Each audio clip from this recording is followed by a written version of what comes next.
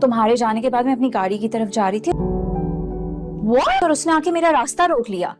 अक्सर हम चीजों को हकीकत के बरक्स देखते हैं। वो अच्छाई करने से पीछे नहीं हट रहे। इस वक्त स्ट्रेस ना ही तुम्हारे लिए बेहतर है ना ही हमारे बेबी के लिए। और आज ये नौबत आ गई है कि ड्रामा सीरियल लाडली के आने वाले एपिसोड में आप देखेंगे कि नाज़ो की हकीकत सबके सामने खुल जाने के बाद सबसे ज़्यादा जो हर्ट होगा तो सब वो उमर होगा।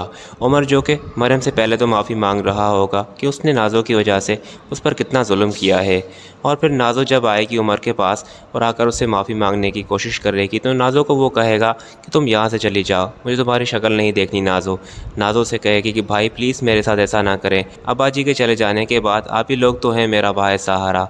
जिस पर उमर उसे कहेगा कि ये सब कुछ तुम्हें पहले सोचना चाहिए था। जब अब्बा जी ने ये सारी बातें तुम्हारे मुंह से सुनी होंगी तो उनके ऊपर क्या बीती होगी, तुम इतना सब कुछ करोगी, मुझे कभी भी अंदाज़ा नहीं था।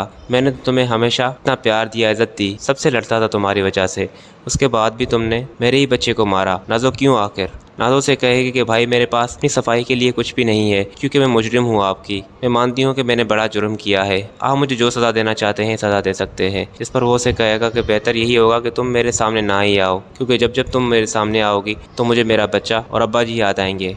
नाज़ो तो नाउम्मीद होकर वहाँ से चली जाएगी और फिर मरियम जो होगी वो उमर को कहेगी कि आप माफ़ कर दे नाज़ो को। जिस पर वो उसे कहेगा कि इतना सब करने के बाद तुम ये कह रही हो कि मैं उसे माफ़ कर दूं, सबसे ज़्यादा तो उसने तुम्हें नुकसान पहुँचाया है, तुम अब भी उस पर रहम खा रही हो। इस पर वो उसे कहेगी कि जो होना था वो हो गया, मेरा बच्चा भी चला गया और अंकल भी चले गए इस दुनिया से, अब हम क्या कर सकते हैं। और नाज़ो को भी अपनी गलती का एहसास हो गया है, इस वक्त हमें उसे सहारा देना चाहिए। जिस पर उमर उसे कहेगा कि तुम्हारा ज़र्फ बड़ा हो सकता है पर मेरा नहीं, मैं नाज़ो को इतना आसानी से माफ़ नहीं कर सकता।